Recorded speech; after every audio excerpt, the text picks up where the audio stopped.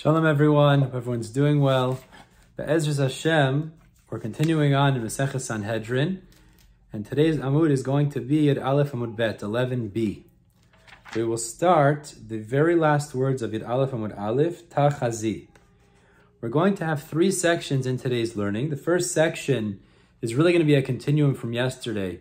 We're going to show a distinction between the story of Rabbi Gamliel and his son Rabbi Shimon ben Gamliel. Very interesting distinction. We'll move on to the second section, which are further reasons, really the primary reasons, that the Beit Din would make a leap year, add the extra month.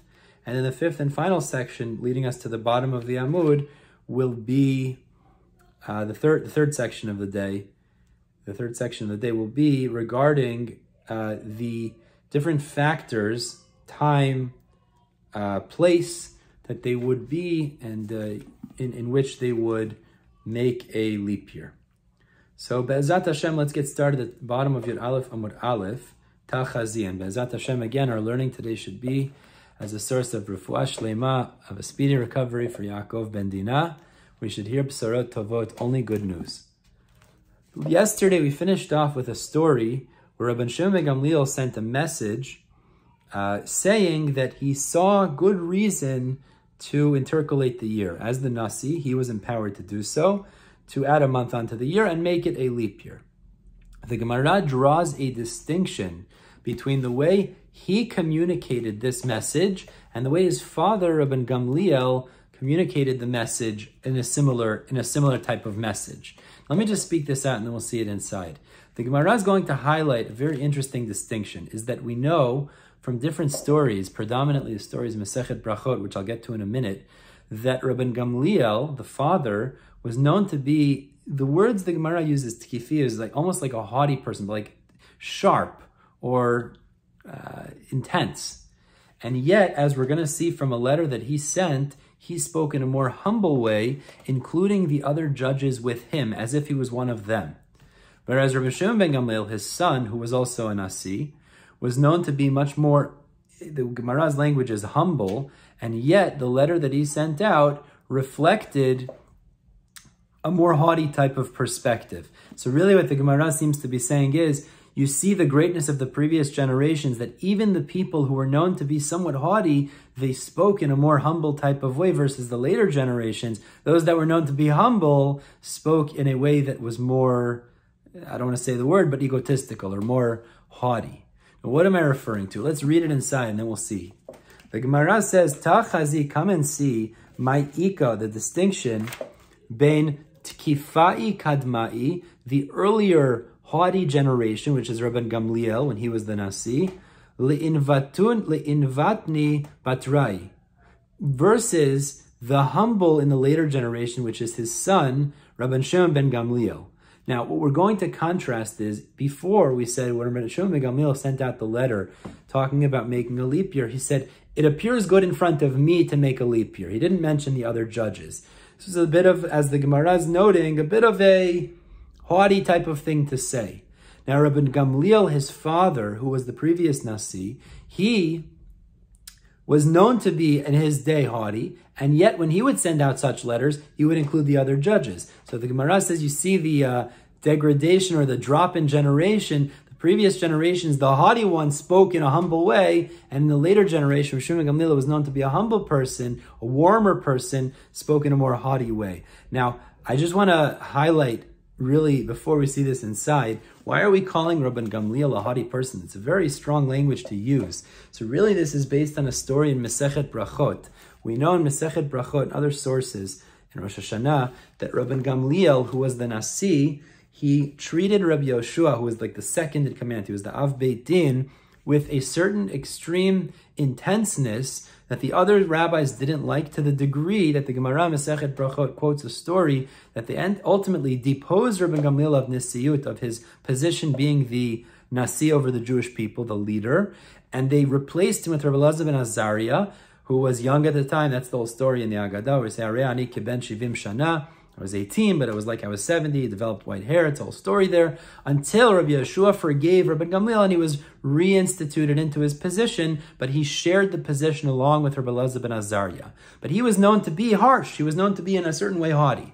And yet, as the Gemara is about to show us from Braita, nonetheless, he spoke in a more humble way. So let's see. The Tanya, as the Braita illustrates. Ma'aseh Rabban Gamliel, there was a story with Rabban Gamliel. On Yud Aleph Mudat Bet now. There was a story with Rabban Gamliel, Shayo Shev Agav Ma'aleh B'Harabayit. He was sitting on the steps of Harabayit, of Temple Mount. Vaya Yochanan Sofer Alaz, and there was this Sofer, Yochanan, who was sitting there. Omed Lefanav, standing in front of him, V'shalosh Igrot Chatuchot Lefanav, and he had 3 pieces of parchment in front of him. Munachot, that were lying in front of him. So Rabbi Gamliel was instructing this Yochanan, the Sofer, to write 3 letters. This is what it was. Rabbi Gamliel was the Nasi. So Amar Lo, so Rabbi Gamliel said to the Sofer, Tol Igar Tachada, take one of these parchments, these letters, V'katuv, and write the following. La'achana b'nei Galilah, to our brethren, the people who live in Galil Ilah, the upper Galilee. So there was the upper and lower Galilee, different areas of the Galil. So to our brothers in the upper Galilee, Ula'achana b'nei Galilah ta'ata'a, and also to our brothers in the lower Galilee. So they're going to send a message, a letter, to the Jews in the northern area of Israel called the Galil. Shalom chon yaska, your peace should endure. Mehoda'in anachna lechon, we are informing you, Dizman bi'ura mata, that the time of bi'ur has arrived. I'll explain this in a minute. La'afrushe ma'asra mima'atana de zeta, to separate the ma'asrot from your olive vats. Fine. That was the first letter. Let me just explain exactly what this is referring to. We know that there is a 7-year cycle that culminates with Shemitah, right? That's the 7th year of Shemitah. Now, during the 6 years before the Shemitah year, which is the year you're not allowed to work the fields, etc., do business with the produce, many halachot of the Shemitah year, there's certain trumot and maasrot, which are tithes that we take off of the produce. Some of it goes to the Kohen, like truma. Maaser Rishon goes to the Levi. Maaser Sheni, a person, the farmer takes and eats in Yerushalayim. Maaser Ani goes to the poor man. But there was 2 times a year, which was the end of the 3rd year and the end of the 6th year, that if you had stored up trumot and maasrot tithes, you had to make sure that it was gotten rid of by then. That's called Zman Bi'ur. And actually, it was Erev Pesach of the 4th year and Erev Pesach of the 7th year, means the beginning of the 4th and 7th year, that you had to make sure everything was gotten rid of, and then you could go into the next year with a clean slate. So what Rabbi Gamliel was sending a message to the people in the Galilee, they used to have a lot of olives, and he was telling them, it is coming up to that 4th and 7th year, so it's time for you to make sure all of your trumot and maasrot are gotten rid of properly, so that you don't pass the Zman Bi'ur, keeping the trumot and maasrot beyond the time that you're supposed to. And the reason he sent about olives is because that was the place that they grew a lot of olives. Continues the Gemara, that was the first letter. V'katuv, and he said, write a second letter. Sorry, he said, V'tol igrit achada, and take another letter, means take the second piece of parchment. V'katuv, and write, he said to this Yochanan, the Sofer, La'achana b'nei daroma, to our brothers in the south of Israel. Shalom chon yaske, your peace should endure. Mehoda'in anachna lechon, we are informing you, Dizman bi'ura mata, la'afrushe ma'asra, Me'umareshi blaya, that the time of the bi'ur, again, to get rid of your ma'asrot is coming, meaning the 4th or 7th year is approaching, the end of the 3rd and 6th year, to separate your ma'asrot, me'umareshi blaya, from the sheaths of grain, your bundles of grain, sheaths of grain. And he was saying to them, you produce grain in the south, so make sure you also give your ma'asrot like you're supposed to, because the time to get rid of it is approaching. And then he instructed Yochanan, V'tol igrit achada, take the 3rd piece of parchment, v'katuv la'achana b'nei galvata bevavel, and write to our brethren in Bavel, which is in the Galut, in the diaspora, the Jews living in Bavel, which was near Israel, but it was outside of it.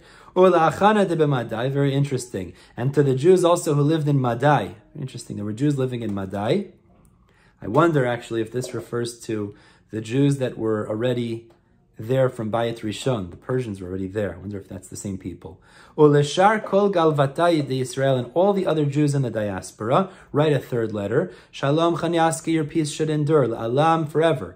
Mehoda'in anachna, we are informing you. Lechon you, de gozlaya rakichin, that the birds are, rakichin means they're little, they're still tender. Means the birds that we were going to use for korbanot, as Pesach is approaching, are tender. V'imraya are kin, and also the sheep are feeble; they're still little. V'zimna da'abiva lo matan. And we're going to speak more about this in the next section. And the time of the ripening of the grain has not arrived. Meaning to say, as we'll see momentarily, one of the three primary reasons they make a leap year is because the time of the ripening, which is Chodesh HaAviv, had not yet arrived when Pesach rolls around, and Pesach needs to be in the time of the ripening. So Rabbi Gamliel was telling them, I saw good reason to make a leap year. V'shafra milta be'anpai u'be'anpei chavirai. And it's befitting in my eyes, in front of me, and in front of my friends, the other judges. Ve'osifit al shatada. So we are adding on to this year,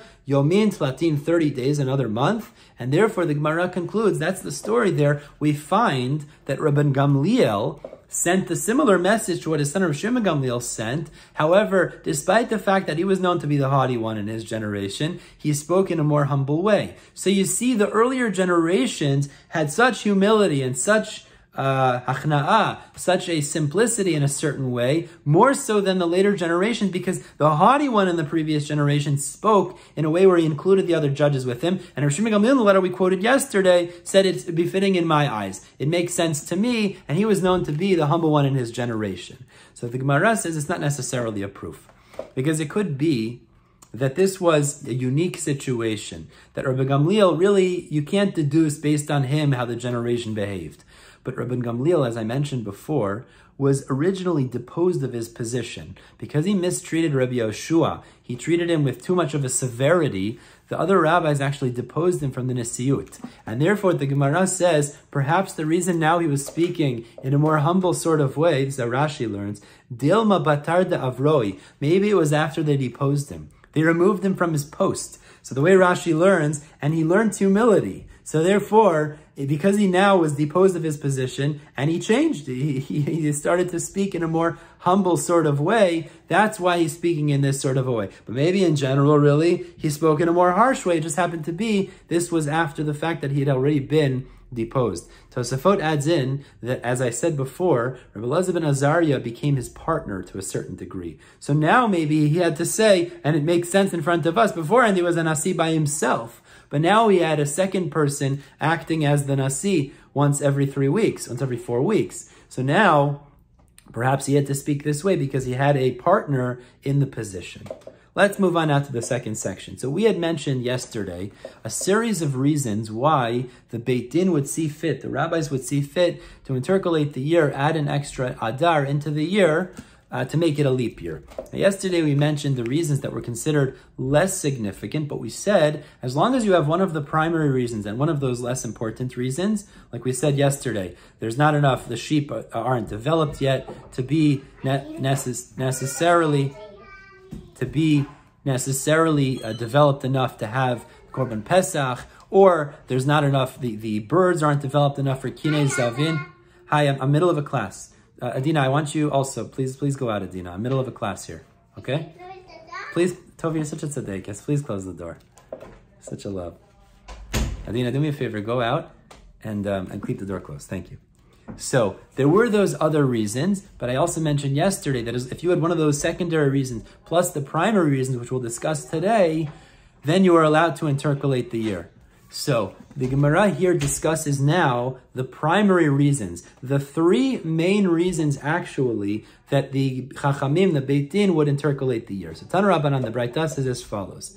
Al shlosha dvarim ma'abrin et hashana. There were three factors Beit Din would consider primarily in order to make a leap year. Now, this we're about to introduce gets into seasons and crops, but Be'ezrat Hashem will do a good job. Ala Aviv. The first one was Aviv. Now, what is Aviv? We know Pesach is supposed to fall out in Aviv. Aviv is the time that the grain ripens. So as follows. If it would end up being that Pesach would not fall out in the grain ripening time, means the grain hasn't yet ripened, so that was one main reason why the Chachamim would see fit so as to add an extra month. So Pesach is pushed off a little bit so that it falls out in the Aviv, in the ripening season as it's supposed to. That's number one. Number two, Val Perot Ilan, fruits of the tree. So Rashi explains a very interesting thing. We know when Shavuot rolled around, that was the beginning of the time that people could bring bikurim, the first fruits to the Beit HaMikdash, and there was a procedure that went along with it. If the Chachamim saw that the fruits of the tree, really it was the Shivat Tamidim, the 7 special fruits, weren't going to be developed ripe enough to bring by the time Shavuot was going to roll around, so they would also have a good reason to add an extra month to push that off, so that Shavuot would end up falling out when there was already ripened produce. Now, why was that an important thing? So Rashi explains, because since the people on Shavuot would anyways be traveling to the Beit HaMikdash for the Yom Tov, they always be Ola L'Regel, they would go anyways to the temple, it would make it a lot easier for them if the fruits were ripened so they could fulfill the mitzvah of Bikurim then on Shavuot at the same time, versus if it would only ripen later and they'd have to make a second additional trip after Shavuot. So therefore the rabbis would push it off, add an extra month, so Shavuot could fall out when the fruits were already ripened. That is the second reason. And number 3, va'alat kufa, also for the tkufa. This gets a little more complicated. Now, what is tkufa? So, we discussed this briefly, I think we talked about calendar a little bit. We know that the months of a Jewish year are determined by the moon. But that doesn't mean that the Jewish calendar is entirely a lunar calendar. Actually, the Jewish calendar is a solar lunar calendar. Months are determined by the moon, but seasons, we know, in general, seasons are determined by the sun. We know in English we have spring, summer, fall, winter. Now in Hebrew also we have the different tkufot which correspond to that. There's tkufat Nisan, which we could call spring, tkufat Tammuz, which we could call summer, Tishrei, tkufat Tishrei, the season of Tishrei, which we could call fall or autumn, and tkufat Tevet, which is the winter.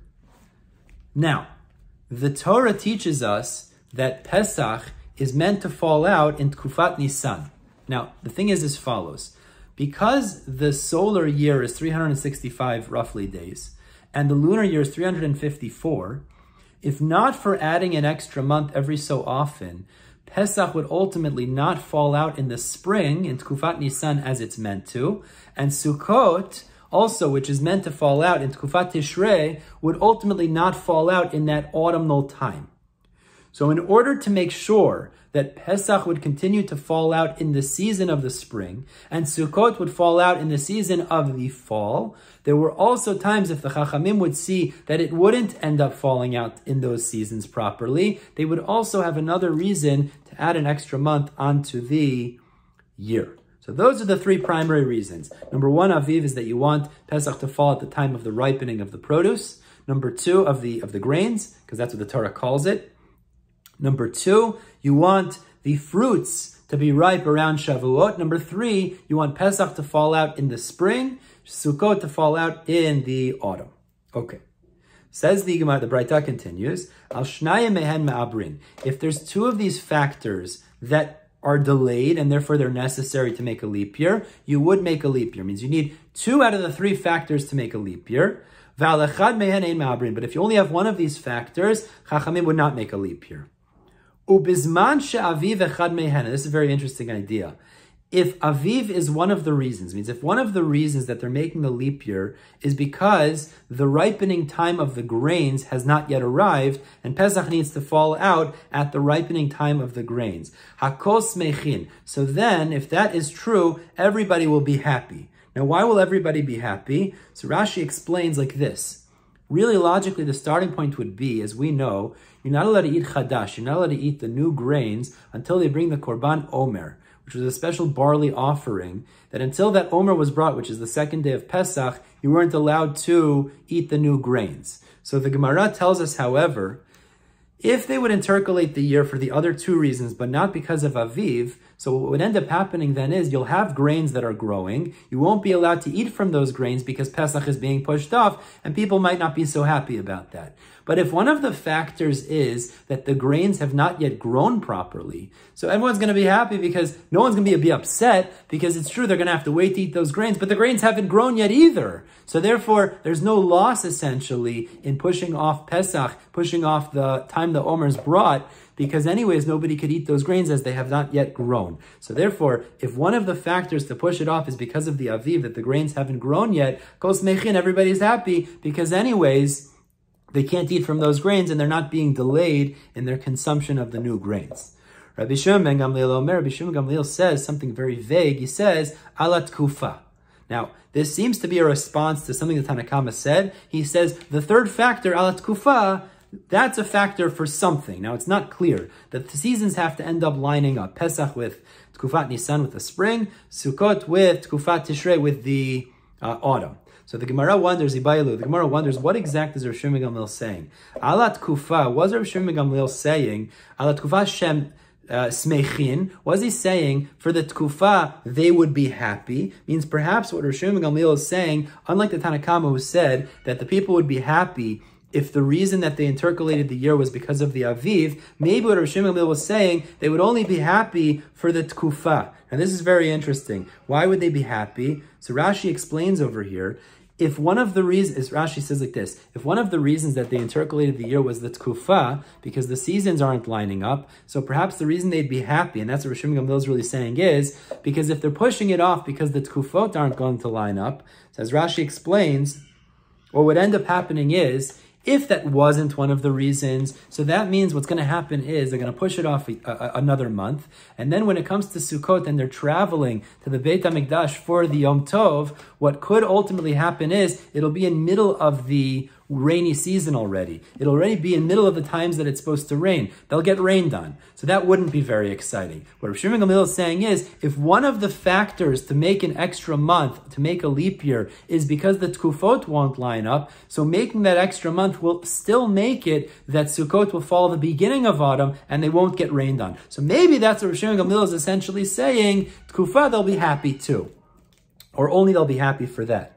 Oh, is that what he's saying? Or perhaps, ala tkufa ma'abrin. Maybe what he's saying is that when he's saying tkufa, the tkufa alone, so that the seasons, the yamim tovim line up with the seasons as they're supposed to, that's an independent reason by itself to make a leap year. Now, why would that be? Because we know that Torah says that it's meant to line up. Pesach has to be in the spring, and Sukkot is supposed to be in the autumn. So perhaps what Rav Shimon ben Gamliel is actually arguing is saying, you're saying it's only when you have two of the reasons you could make a leap year. No, even if you only have the reason of Tkufa, you could make a leap year. So Gemara says, Teiku, we don't know which addition Rav Shimon ben Gamliel is actually arguing on the Tanna Kama. We leave that unresolved. Let's move on. Tana Rabbanan, says the Braita, Al shlosha ratzot ma'abrinat hashana. So we spoke at before, if the grains have not yet ripened, or the fruits have not yet ripened for Shavuot, meaning the grains before Pesach, or the fruits for Shavuot, so then you would make a leap year if it's one of the two factors. The Braita now adds on to that there are three different distinct areas of Israel that we would consider in terms of the ripening of their fruits. We have Yehuda. Yehuda was in the south, the southern region, Judea. Ve'ever Yarden, the east of the Jordan, Transjordan, the east part of Israel. Ve'agalil, the northern part of Israel, the Galilee. Al shtayim mehen ma'abrin. Now, if two of these regions were experiencing a delay in the ripening of the grains before Pesach, so you would make a leap year. V'alachat mehen ein ma'abrin. But if it's only one that's experiencing this delay, you would not make a leap year. Ubizman shiyoda achat mehen, is very interesting halacha. If one of the places that's experiencing the delay is Judea, hakos mechin. So when they make a leap year, everyone's going to be happy. Why? She'en omer ba elam Yehuda. Because ideally, the omer should be brought from Yehuda. So Rashi explains a very interesting thing. We know the Torah teaches us that the omer, this barley offering that's meant to permit chadash, permit the new grain, is supposed to be carmel. Carmel means fresh and moist. Since Yehuda, it's actually the region that encapsulates Yerushalayim, the Beit HaMikdash, ideally you want to bring the grains from there, because if you bring it from farther away from Yerushalayim, it's going to dry out by the time it gets to the Beit HaMikdash. So therefore, says the Gemara, if one of the reasons you're pushing off the season is because the grains, you're making a leap year, is because the grains growing in Yehuda have not yet ripened properly, so everyone's going to be happy, because then, when it eventually does ripen, and on Pesach, when you bring the Korban Omer, you'll be able to bring the grains from Yehuda, and you'll have these ripe grains, these grains that are moist, to fulfill this inyan of Carmel, that it's moist and and full as it's meant to be. So then everybody will be happy because the mitzvah will be done properly. Let's move on to the third and final section of the day now. Tana Rabbanan. So let's discuss now the time of day that they would make a leap year. Tana Rabbanan, says the Braita, Ein ma'abrinet hashanim, you could only create a leap year, means the Chachamim would convene to make a leap year. Sorry, before we get there. For the location, before that was the location. Tana Rabbanan, says the Braita, Ein ma'abrinet hashanim, they were not allowed to make a leap year, ela b'Yehuda, they would only convene in Judea, the area surrounding Yerushalayim. The Eme Brua beGalil, if they convened in Galil, in the Galilee, to make a leap year, Me'uberet, so the Tanakama says, it would still be considered a leap year. B'diavad, but it's not ideal. Hey, Chananya ish ono testified. Im Ibrua beGalil, he argued. He said, no, the psak is, if they made a leap year beGalil and Galil, Eina me'uberet, it's completely ineffective. It's not a leap year. Amar Rabbi Yehuda, Breder Rabbi Shimon ben Pazi. So Rabbi Yehuda, the son of Rabbi Shimon ben Pazi, said, my time is the Chananya ish ono. Why is it that he says, this Chananya ish ono says it's not effective? Amar Kra, it's a pasuk, because the pasuk tells us, L'shichno tidrishu ubata shama. It says, for settlement, it should be seeked out, and you should come there. So how do we explain the pasuk? Kol drisha she'ata doresh. Any analysis or any investigations that you're doing, in the context here we're saying, you're deciding should you make a leap year, lo yeyu ela b'shichno shel makom. Should only be in the dwelling place or in the neighborhood of the Shechina. Now what does that mean? Since Yerushalayim is in Yehuda, so that's Yehuda becomes the area of the Shechina, and therefore that's the designated area for situations of drisha, of seeking out, including making a leap year. So therefore, if you make it in Galil, it's not actually going to be effective at all. Tana Rabbanan, says the Braita. Now, what's the time of day? You would designate it. You would decide to make a leap year. Ein ma'abrinet hashana. So you'd only convene to make the leap year ela b'bayom, during the day. V'im ibrua balayla, and if they tried to make a leap year at night, eina me'uberet, it is not effective. Similarly, different halacha, but a similar idea. When it came to Kiddush HaChodesh, meaning the court would hear the testimony of the witnesses, now that might have been at night, they saw the new moon. But they would only go through the process of Kiddush HaChodesh, of sanctifying the new moon, where they would say Mekudash, as discussed in Rosh Hashanah, also Bayom, during the day, the next morning. But if they sanctified it at night, it also would not be sanctified. That is completely inconsequential. Rabbi Abba says, my crow, what is the source in the pasuk, as we'll see, for Kiddush HaChodesh needing to be done by day? So the pasuk in Tehillim tells us, Tiku b'chodesh shofar, make a blast in the month with the shofar. B'keseh liyom chagenu. Now this word keseh we're going to clarify. Liyom chagenu, on the day of the festival. Now what is keseh? Keseh means when it's covered. What the Gemara is going to say is, this pasuk, this parak Tehillim, Samach Aleph in Tehillim, is talking about the festival that occurs when the moon is not visible, when the moon is covered. Now there's only one festival of the Chagim that occurs when there's no moon. Really, the moon is not visible in the beginning, the very beginning, and the very end of the month. There's only one festival that occurs then, which is Rosh Hashanah, because it occurs, it's Aleph Tishrei, the beginning of Tishrei. The other festivals are in the middle of the month. Pesach is in the middle of the month. Sukkot is in the middle of the month. Even Purim, which is coming up, it's in the middle of the month. But the point is that the pasuk says that festival that occurs in the beginning of the month when there's no moon, what is there? That's the one that's Tiku b'chodesh shofar. You should make a blast with the shofar. Ezu chag she'achodesh mitkaseh bo. What is the month? What is the month that the festival of the month that the moon is covered? There's no moon. Havei Omer ze Rosh Hashanah. So this is the festival of Rosh Hashanah, which occurs in the beginning of the month. V'chtiv, and it says there in Tehillim Samach Aleph, Pei Aleph, it also says Ki chok li Yisrael hu mishpat le'elokei Yaakov. It says it is a chok for the Jewish people. It is mishpat for the God of Yaakov. It is a judgment for the God of Yaakov. Now we know judgment, the courts could only convene to judge the Jewish people by day. So the way we're expounding the pasuk is like this. Rosh Hashanah, which is the context of the discussion of the pasuk, is also Rosh Chodesh. We know because it's Aleph Tishrei. So it's actually Yom Tov, which is Rosh Hashanah, and it's also Rosh Chodesh. So what the pasuk is then saying is, just as mishpat, the adjudication in general of court cases, could only be done by Yom, which is learned elsewhere during the day, also designation of Rosh Hashanah, which is Rosh Chodesh, i.e. Kiddush HaChodesh, could only be done during the day. Let's read that inside.